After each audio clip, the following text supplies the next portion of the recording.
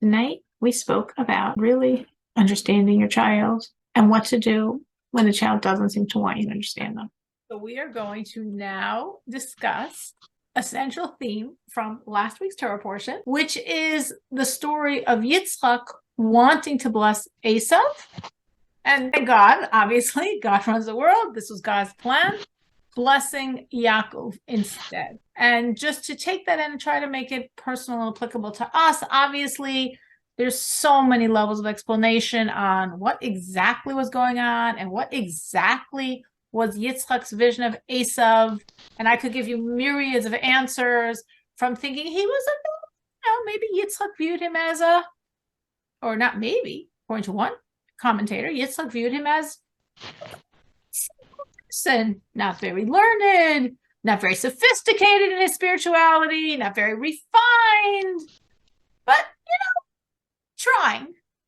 That was like one end of the spectrum, all the way to him understanding that he was evil, but not understanding how evil. And since Yitzchak saw his evil, but didn't realize the depth of his evil, he thought the blessings could help him and could help him improve. And through the blessings, he would stop being so evil. The blessings would help him refine himself, or seeing his great spiritual potential. Kabbalistically, we're told that Eisav had far more spiritual potential than Yaakov. And Yitzchak saw it, his enormous potential. And again, not seeing the depth of his evil, thinking that with the blessings, he will become refined and use his potential for good. There are many, many, many different explanations on what his vision was, what Yitzchak's vision of Eisav was. Whatever the vision, Yitzchak was wrong. Obviously, he was wrong because God wanted him to be wrong. Obviously, this was all a God-devised plot that, for whatever reason, and again, there are many reasons given by the commentators, many Kabbalistic reasons, many mystical reasons, but for whatever reason, God's desire was that Yitzchak should want to bless Eisav. God wanted Yitzchak to be blind, to misunderstand grossly or in a very minor way what Eisav really was, to want to bless him. So ultimately, those blessings designed for Eisav should be taken by Yaakov as well. And that was the God plot behind all of this. So, of course, as Jews and as Torah scholars, there's many, many, many levels of understanding this incident. But as mothers, I feel there's one.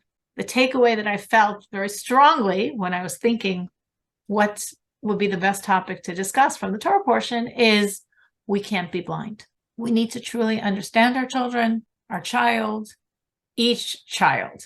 Now, I doubt anyone's going to disagree. I doubt anyone's going to say, no, I think blindness is bliss.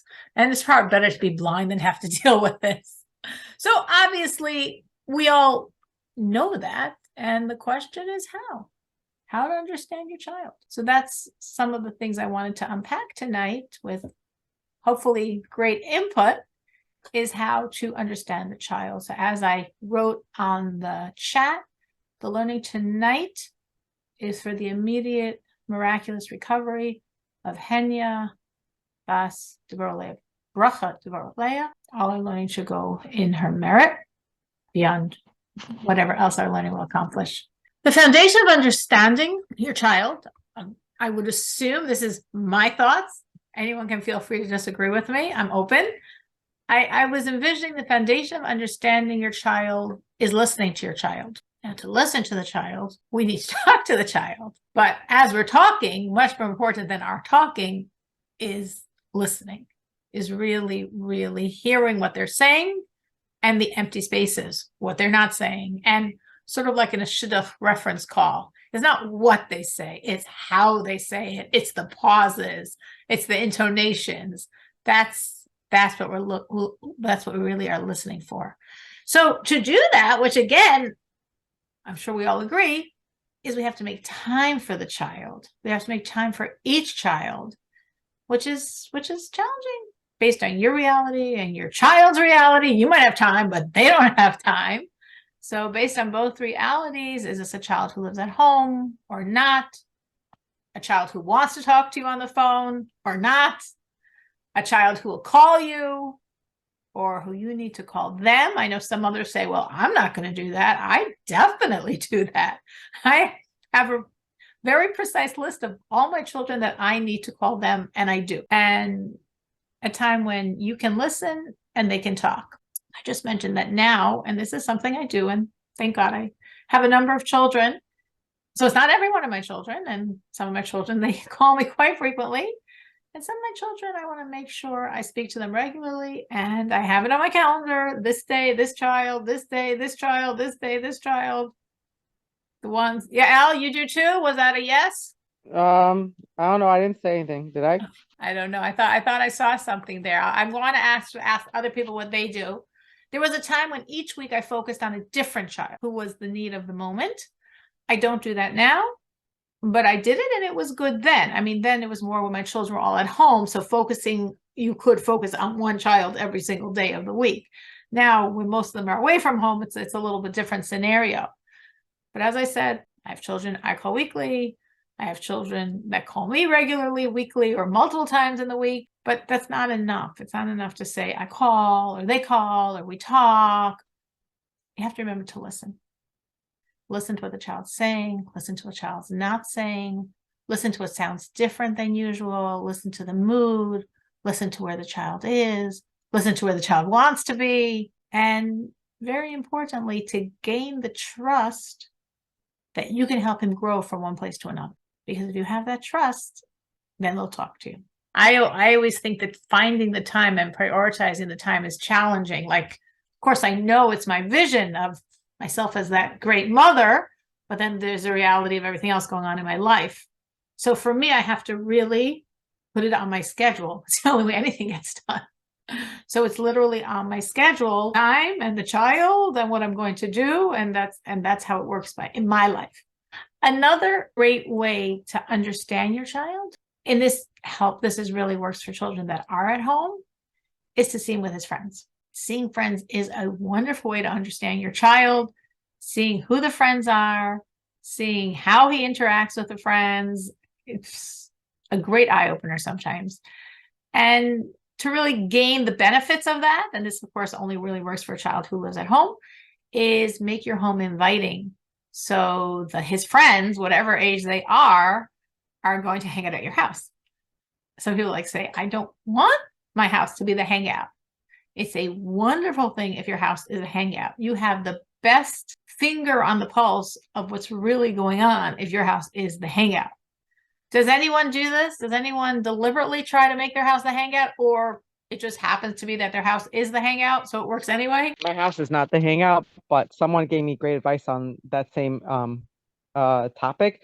They said always volunteer to drive the kids in carpool.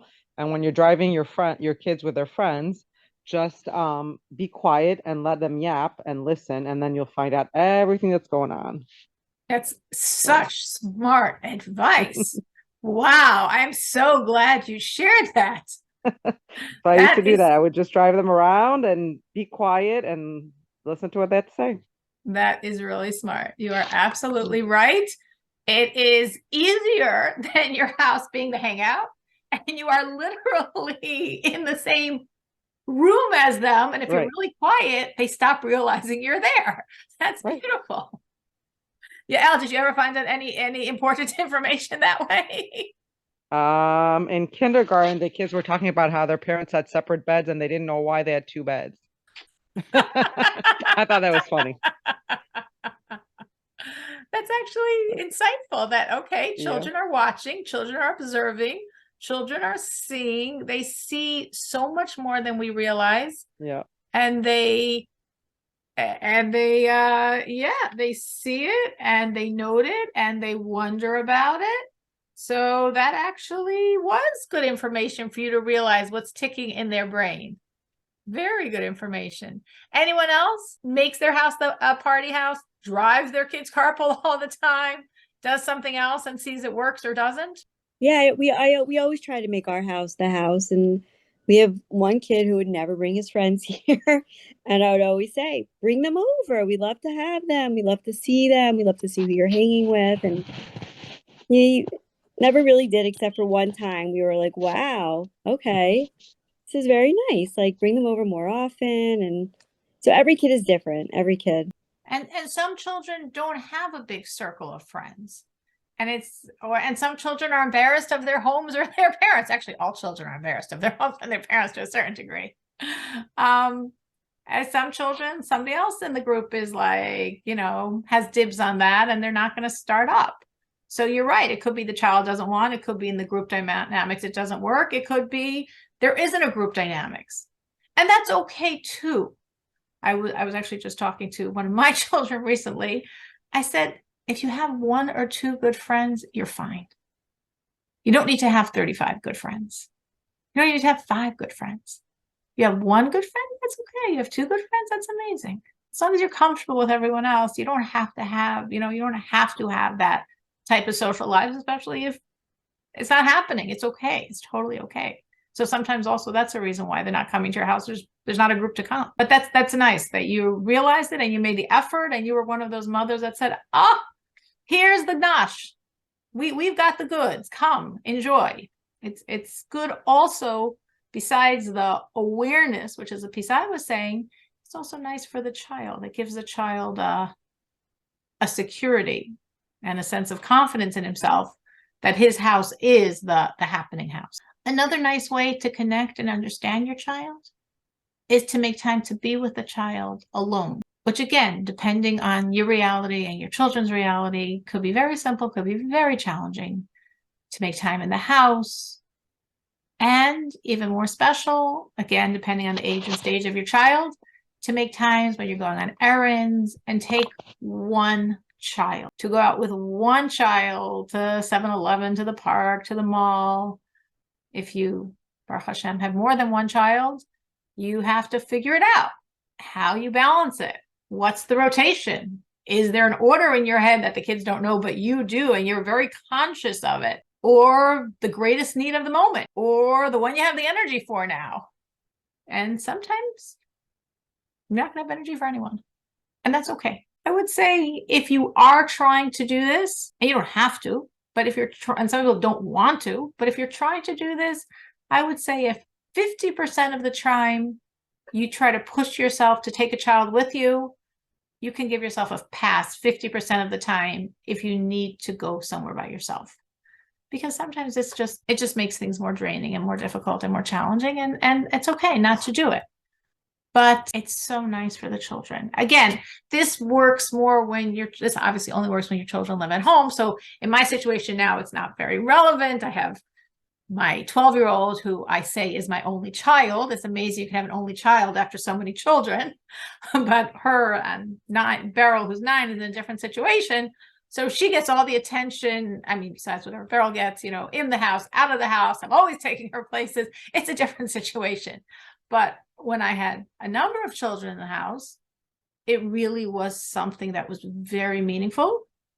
It was something I had to be very conscious about, because maybe just me, my personality, and my work schedule and life schedule, it's much easier for me to go myself. And I would want to go myself, do it fast, just go, come back. And I had to really discipline myself to invite one child with, remember which child is a child that right now needs it or hasn't gotten it in a while. And I always found it, not that I did it as much as I should have, totally not, but very powerful. So any tips on how you make personal time in the house or taking your children out? For most children, going out is even better. Anyone, how they do this? If they do this, how they do this? Dina, what were you going to comment? Yeah, so I don't have children, but it just is bringing up a memory of like whenever we had a doctor's appointment or like a lice check or any of those random things, my mother would always like make an occasion out of it. We would like get a Slurpee on the way to school or like go to Dunkin' Donuts, and it was like 5 minutes, but it was so meaningful. And my relationship was based on a string of 5 minutes, little stops, like along the way, which I thought was like my memories of her were all those times, which I thought was really nice. That is such a wise thing. Wow. That's very smart.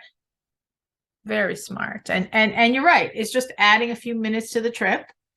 And then again, I'm relating to this because my personality and reality is like, I want to go, I want to come back. I'm for sure late, and I for sure don't have time for this today. All that's always true, no matter what the day is. But that's very smart. She's out with you anyway. Make it take 10 minutes longer and make it special. Wow, I like that. Hi. It was Tamar, right? Is that Yes. Tamar? Yeah, I forgot to change my name on No it. problem. I Sorry. can't believe I remembered, but Tamar, let's hear it. I really started it. I tried doing it a lot when COVID started. I mean, we were all locked in the house together. And so like, okay, so how are you supposed to take individual time? So my older son was extremely obsessed with Japanese anime. And so like, and he would watch it and I had no clue what was flying and what it was. But he asked me once to sit down and watch an episode with him. So I sat.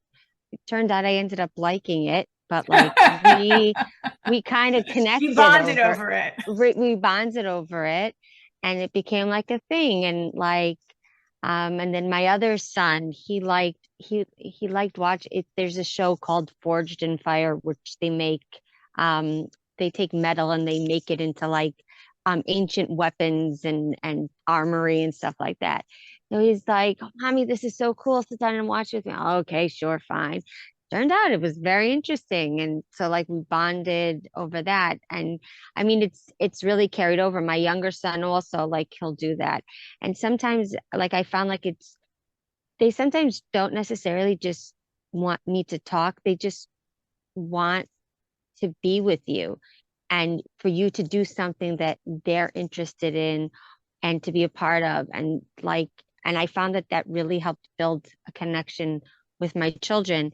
And I mean, Baruch Hashem, I like to think that I have a very close connection with each of my children individually.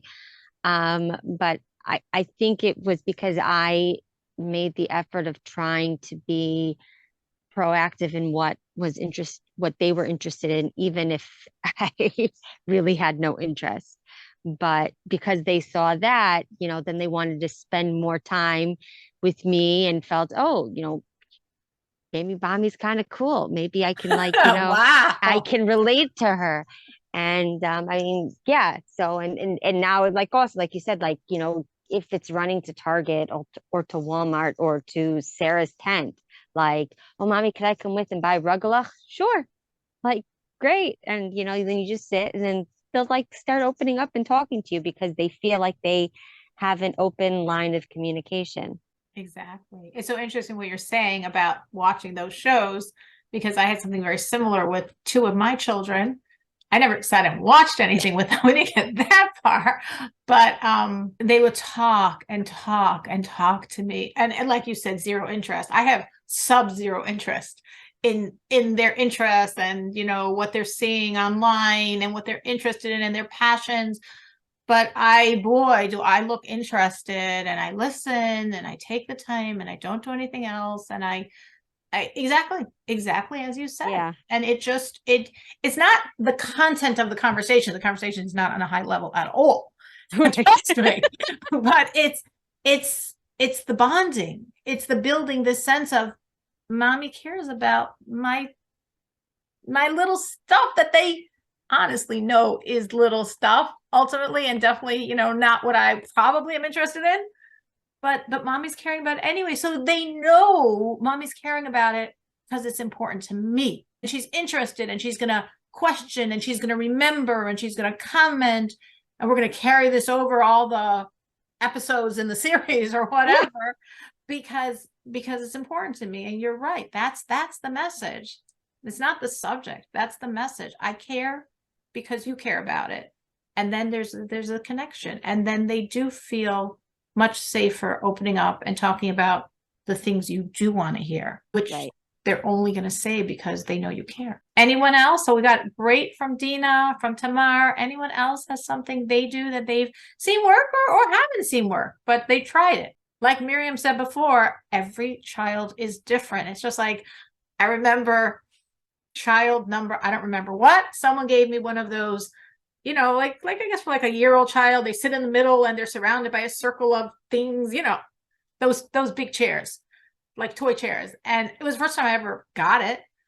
Someone, I guess, gave me as a present, and it was amazing. I was like, oh my gosh, I finally found the solution. Like, this is it, the savior for motherhood. Put my baby in and entertain for a long time. Oh my gosh, my first love was that chair. And then it never worked with any other child after that. And it's just this big thing that takes up a lot of space and it serves no purpose because the kid has 3-minute interest in it. Every child is different. Every child is different. So you could do something, it could work. You could do the exact same thing, it falls apart. You could do something, it doesn't work. Try it with the next kid. Maybe for that one, it will work. You never know. Every kid is different. Your relationship with every child is different. Even if you tell yourself your relationship is the same, it's not true. Your relationship with every child is. I spoke about talking and listening, about friends, about personal time, and especially about taking your child out alone. So what I wanted to talk about next in the same topic is, what about when your child is shut down and seemingly doesn't want your attention or won't open up, and all he'll ever say is, yeah, it's all good. All good. All good. I'm good. I'm good. I'm good. And that's about all you get, even when you know the child is really hurting. So what do you do then? So personally, what I do is take on spiritual resolutions for each and every child I am concerned for. And as I said, I have a number of children, thank God. So I usually have a long list because I take it very seriously, because I know I need to bring God in. I mean, I can't, you know, as a wise friend said once, a friend who's also older than me, so her children are older than mine, she said, like, when they're little, she can handle their issues. She can solve their problems. Problems when they get older and then she can't. What do you do then? So, you know, they're definitely, even when they're little and definitely when they're older, things we just can't solve. And I always turn to Hashem. I always try to bring him in a big way. This doesn't mean that I don't have a wonderful relationship with these children. Thank God, I'm very blessed. And I would say I have a wonderful relationship with all of my children. I feel generally I understand them, and understanding them and having a wonderful relationship, I have what I want from God for almost each of them. Almost every one of them has something that I need to push God to give over. And therefore, I work very hard. And for, I can't say everyone, but I will say the majority of my children at the moment, I'm doing things for. Some I'm doing a lot for, some I'm doing one thing for, some I'm doing two things for. But even though I understand them, even though, thank God, there's a wonderful relationship and very strong lines of communication that I worked on very hard for years to build, but I still can't create what they need. And if that's so for my children, that I understand them and have the relationship, how much more so if you don't know what's going on and you're just concerned. And for sure, I would say besides their Tehillim, their chapter of Psalms, which you should say for each one of your children every single day, and besides tzedakah, charity, that you should do for each one of your children every single day, if you're in this type of situation, you should take on something extra for God. If possible, it doesn't always work. If possible, based on your area of concern, otherwise something that's big for you, that should be a big merit for them. Dina. So that was actually my question, as in, like, practically speaking, I feel like even if it's not for my children, it's for friends or it's for clients, students, I'm always like, okay, there's nothing I can do except pray, take something on. And I wonder, like, when you say take something on for your child's merit, like, do you mean like correlated with the issue? Like, what's an example that, like, if your child is having a behavioral issue, or if your child is struggling with something internally, like, what's an example of something that could correlate to take on, or does it not matter? So sometimes there is, and sometimes there isn't. And sometimes it's more important to find something that you just know has a lot of value in God's market.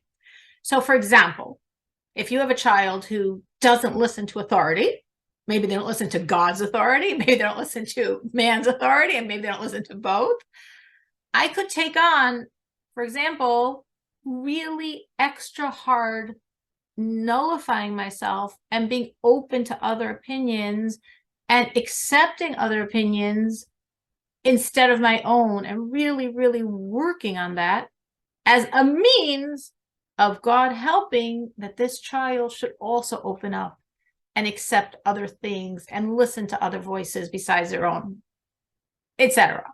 You know, if you had a child that was very selfish, and you really work on stepping up the game of your own selflessness. Or if a child you felt was not socially making it, and you say, well, I'm going to be extra warm and friendly to everyone to help this child in this area. So it could definitely work. I mean, we call that concept mida keneged mida, measure for measure.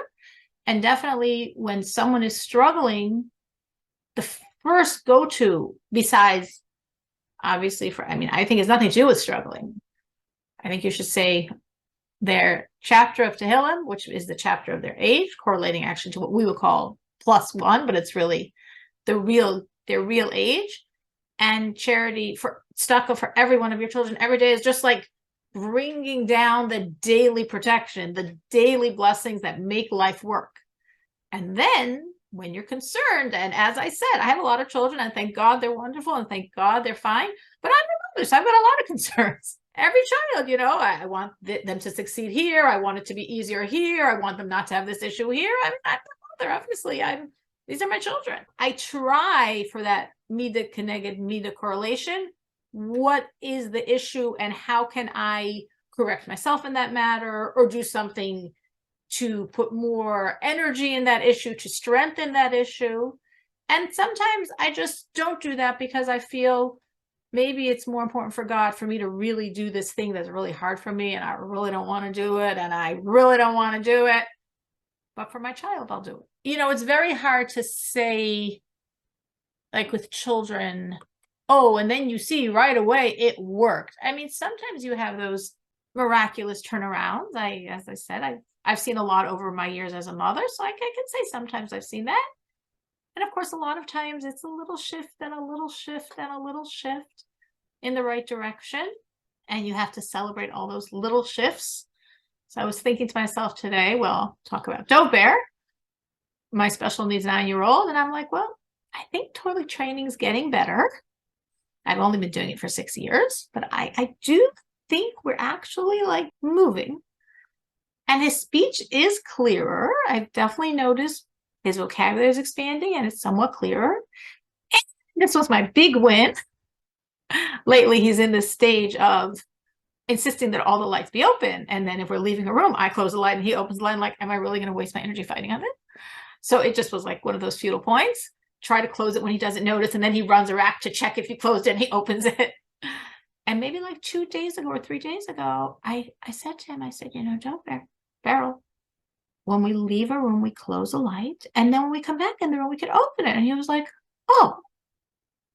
And then he closed the light. And then it happened again, like once. And then again it happened. So it's happened like a few times. And I was like, wow, that's a win. Celebrate it. It's a little thing. It's a win. It's a gain. It's an improvement. It's growth. Celebrate it. It's good to celebrate the wins and don't say, oh, but I need this. Just like in the negative, a person is not walking the King's Highway and suddenly blinks and they're in a deep, dark forest. Well, many steps they took till they got to that deep, dark forest. So the same thing is in the other direction. It's very rarely, it is sometimes, but very rarely suddenly that shift. But it's a little turn and a little turn and a little turn and a little turn. And then you look and you say, wow, how did that happen? Amazing. Myriads and myriads of steps in the right direction. Has anyone tried this with their children and seen results or not? Anyone tried to add in spirituality to help a child and they saw changes, or even they saw the child opening up towards them, which is a big change and definitely worth it? I've done it for a child, and I've seen that I've won some battles, but I haven't won the war. So it's discouraging. because I don't need be to win the war. discouraged. So you're going to win the. I hope it's not a war between you and the child. Maybe No. the Meaning child like war. there's an issue and there's like Right. little successes, but I need big success. It's not enough. It's like I go one step forward and 2 steps back every day. And when you see those successes that came after you did whatever you did spiritually, did you feel that right afterwards you lost those successes? Like there was a step forward, but then we lost it. There was a step forward, but then we lost it. Yes. So if it was me, I'm not saying you have to do this because I'm open to any ideas. I would just say if it's me, I would say, okay, God, there was a success, which I believe and trust was because of what I did. But then there was a sliding back. I'm assuming it means I need to do more. And I'm saying I have multiple things I do for many of my children because I'm the mother and I care and I love them and I want the best for them and I want them to be at their healthiest and their best and their most successful and their most happy and their most shining. And I view it like, okay, I didn't put enough change on the table. I didn't put enough currency on the table. A lot of times, like our brain is almost like, but it really is true. Even, I mean, today, this was whatever, just a success thing, but just that how our brain does funny things with us. So my daughter, I mean, she's in her 30s, and a while ago, it wasn't yesterday and it wasn't last week. I'm bad with time. I'll say it was probably 2 months ago. Might have even been 3 months ago. 2 to 3 months ago, she was talking with me. She needs to earn more money, but her boss never gives any raises. Her boss will give her a 2% raise. Blah, blah, blah, blah, blah. And the strategy is she's going to find another job that will give her a much better price, much better pay scale, and then she's going to go to her boss and say, "Listen, I have it. You raise my salary or I'm leaving, and I'll leave." Okay. And I said to her, of course she knows this because she's raised in my house. This is a very strong value in my house. I'm like, if you want more money, you have to give God more charity. That's the only way. If you give more charity, you will get more money. I don't care what strategy you're using. Give more stucco. Well, how much? Okay. We calculated the whole thing out. All right, fine. So she raised her charity. She was giving anyway charity, but she gave more to create the more in the money. And her whole plot failed. She found a good job and she made a good impression on the first interview. And then she had her second interview and she's preparing and watching these videos. And of course, I'm her, background support. So I have to watch the videos to explain them to her and teach her the concepts. And she's so prepared for the interview, and it was a flop and a disaster. Needless to say, nothing happened. And okay. Today, this is a today story. I probably remember it. She WhatsApped me. She said, "You'll never believe it, Mom. My boss suddenly, out of the blue, gave me a very significant raise." And I said, "Oh, and then last month, my boss decided to make for me a 401k, and then she added money in my salary, so I have money for the 401k. I said, "How much now with everything are you earning?" And the total was beyond what she was hoping if she had switched her job. So I said, "Well, of course, you gave the extra stucco. So you didn't get another job. Your boss just had to have this, arousal from above and decide to randomly give you this very large raise. You gave the stucco." So why am I saying this story? Because this is obviously a WhatsApp conversation. So we're going back and forth, and I keep, I'm so happy, I'm so impressed, I'm so excited, and it's all because you gave the stuff. Like in every one of my WhatsApp notes, I pushed that point. It's all because you gave the stuff. And of course, and then I stopped myself and I said, "Am I pushing this point, or is that why it happened?" I'm like, of course that's why it happened. Why else? Obviously, you give stuff, it creates money. She gave it stuck up, and she had to consistently give it for, I guess, 3 months, and it created the money. But even in my brain, I was like, well, you're really pushing the stuck up point. I'm like, but it's the essence, it's the truth. So I'm saying that, responding back to what Yael was saying, when we add, that makes a difference. That makes a change. Gates are open in heaven. Blessings come down. It really makes a difference. And sometimes, because of our brains, we have that little Amalek Amalek is the same numerical value as doubt. Amalek, safek. It's the same numerical value. Amalek is the essence of doubting. So we have this little voice in our brain that's like, you think it's because I, whatever, lit candles 10 minutes early. That's why this happened? Yes, that's why it happened. Absolutely. That's exactly why it happened. But then it wasn't enough. I didn't win the war. There's still whatever issue, whatever inner issue, whatever outer issue, whatever both issues going on. God says, I'm willing. Give me more. And then, as I said, you have to celebrate the little victories, and you have to notice them, and you have to say thank you to God.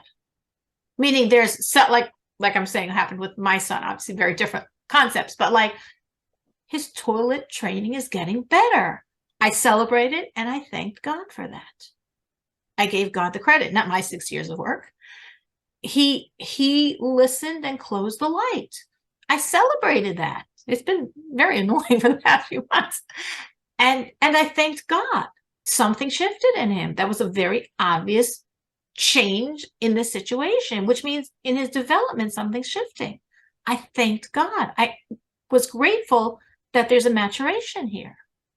So as you see the little steps towards that ultimate victory, stop, celebrate, feel good, and thank God for every little step. And if it's not progressing, like it's a little bit and it slides back, it's a little bit, it slides back, I'd say what I say to myself, I have to give more. And very often I revisit the child. I have a list. This is how I work because it's the only way I can survive with everything in my brain. Any child that currently I'm doing something for, I have written down what I'm doing.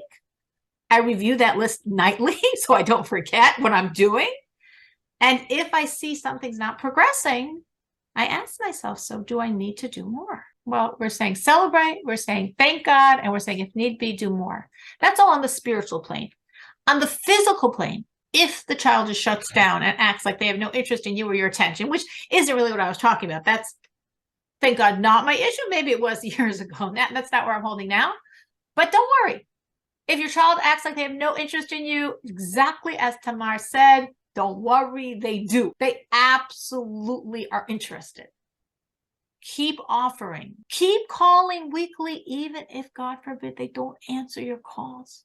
Keep showing your love in small gestures, in being loving and respectful, especially when they're not. I always think of it like deposits in the love account. Sometimes you have to make withdrawals, but I keep making deposits. Every deposit you make is noted. I'm talking about, like, let's say when they're being like a difficult teenager, and sometimes nowadays you start being a difficult teenager when you're 9, but all the deposits are noted, even when they pretend and act to you like they don't notice, they absolutely notice. Every deposit makes a difference, and the deposits add up. They really, really, really do. So when you just keep doing it, it works. I can't really say it's been a while for me, but definitely sometimes over the years, I have had children go through those disinterested in mommy stages. And I always knew they absolutely want my attention. They absolutely want my love. They're craving it. I always told myself that because I knew it was true. And I just always kept being there, even if they seemed like they didn't care. I knew they did. And I thank God it did make a difference. And as Tamar said before, I totally agree. And I really try to do this. I'm doing till today, as I said. Be interested, or at least act interested in what they're into, even if you think what they're into is pointless. As long as it's not a transgression, as long as I'm talking about anything forbidden, you can spend a long time letting them ramble on their interests. And especially if there's no one else in their world that is listening to them, they really do value it. Like Tamar said about sitting down and watching the show. If there's no one else that's going to be watching the show with them, I mean, by her, it was COVID, so there wasn't anybody else. It might not be COVID now, but if you know no one else can be listening to your child or listening as long as you are to this thing, it builds a bridge. I've learned a lot about a lot of things I still have no interest in. But much more importantly, my children know I love them and I care about them, even when sometimes they're not being so lovable. Something else that I think is really important if a child's not in a good space, that really helps, is to make yourself and your home warm and happy. Make it a fun place. The more positive the vibe in the house is, the more it pulls your child in and makes them want to be a part of it. And a lot of us think, or we tell ourselves, that happens naturally. I mean, yeah, I have a wonderful home. I have a wonderful family. So yeah, of course it's a great atmosphere.